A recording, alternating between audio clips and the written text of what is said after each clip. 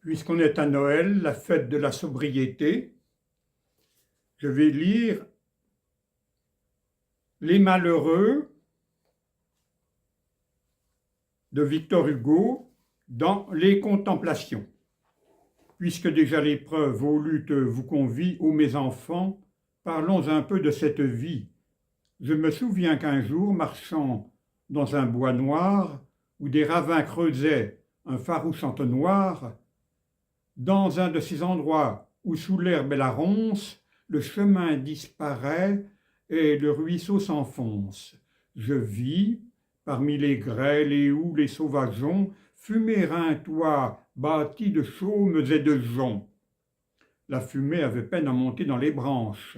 Les fenêtres étaient les crevasses des planches. On eût dit que les rocs cachaient avec ennui ce logis tremblant, triste, humble, et que c'était lui que les petits oiseaux, sous le hêtre et l'érable, plaignaient tant il était chétif et misérable.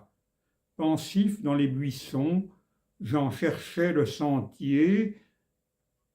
Comme je regardais ce chaume, un muletier passa, chantant, fouettant quelques bêtes de somme. Qui donc demeure là? Demandai-je à cet homme. L'homme, tout en chantant, me dit « Un malheureux !» J'allai vers la masure au fond du ravin creux. Un arbre de sa branche où brillait une goutte sembla se faire un doigt pour m'en montrer la route, et le vent m'en ouvrit la porte et j'y trouvai un vieux vêtu de bure assis sur le pavé. Ce vieillard, près d'un âtre où séchaient quelques toiles, dans ce bouge aux passants, ouvert comme aux étoiles, vivait seul, jour et nuit, sans clôture, sans chien, sans clé. La pauvreté garde ceux qui n'ont rien. J'entrai. Le vieux soupait d'un peu d'eau, d'une pomme, sans pain. Et je me mis à plaindre ce pauvre homme. Comment pouvait-il vivre ainsi, qu'il était dur d'en avoir même pas un volet à son mur? L'hiver doit être affreux dans un lieu solitaire, et pas même un grabat. Il couchait donc à terre. Là, sur ce tas de paille, dans ce coin étroit, vous devez être mal, vous devez avoir froid, bon père, et c'est un sort bien triste que le vôtre. Fils, dit-il doucement, allez en plaindre à un autre. Je suis dans ces grands bois et sous le ciel vermeil, et je n'ai pas de lit, fils, mais j'ai le sommeil.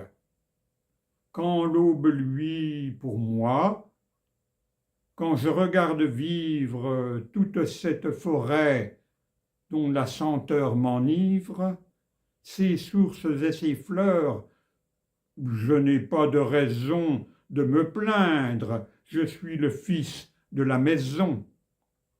Je n'ai point fait de mal. Calme, avec l'indigence et les haillons, je vis en bonne intelligence.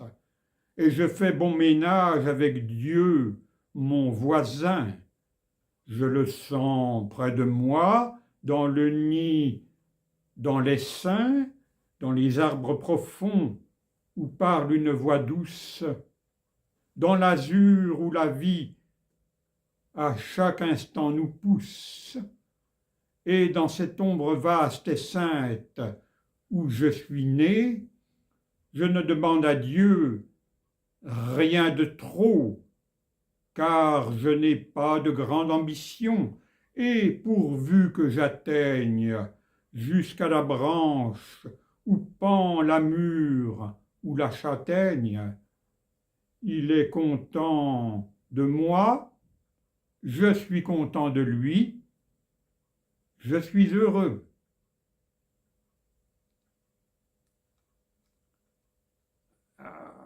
belle leçon d'humilité. Mais toutes nos revendications sociales, qu'en fait-on?